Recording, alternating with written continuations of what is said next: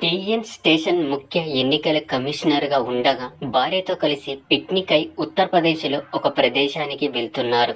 మార్గ మధ్యలో పిచ్చుక గూళ్ళలో నిండిన పెద్ద మామిడి తోటను వారు చూశారు.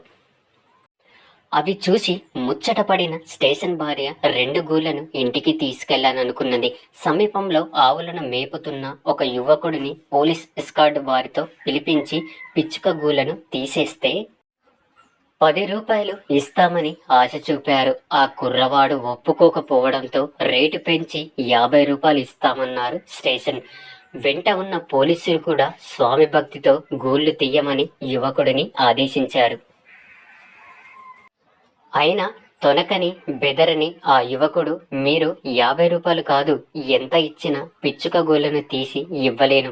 నేను మీరిచ్చే డబ్బుకు ఆశపడి ఆ పిచ్చుక గూళ్ళను తొలగిస్తే ఆ గూళ్ళ లోపల ఉండే పిల్ల పిచ్చుకలు ఏమి కావాలి?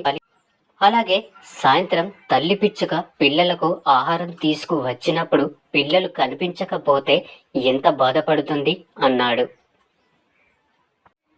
ఇది విన్న స్టేషన్ దంపతులు షాక్ అయ్యారు. నా స్థానం, నా హోదా, నా సర్వీస్, నా చదువు, నా ఐఏఎస్ అన్నీ కూడా ఆవులను కాసే యువకుని విజ్ఞత ముందు ఎందుకు కొనరాగనిపించింది.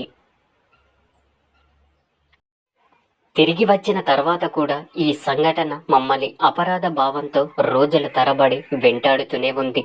విద్య, జ్ఞానం లేదా సాంఘిక హోదా అన్నవి మానవత్వం యొక్క కొలతల ముందు దిగదుడుపే అన్నారు స్టేషన్. మేనేజ్మెంట్ సెమినార్లో అక్కడి విద్యార్థులకు టీఎన్ స్టేషన్ చెప్పిన ఒక అతి గొప్ప అనుభవం ఇది.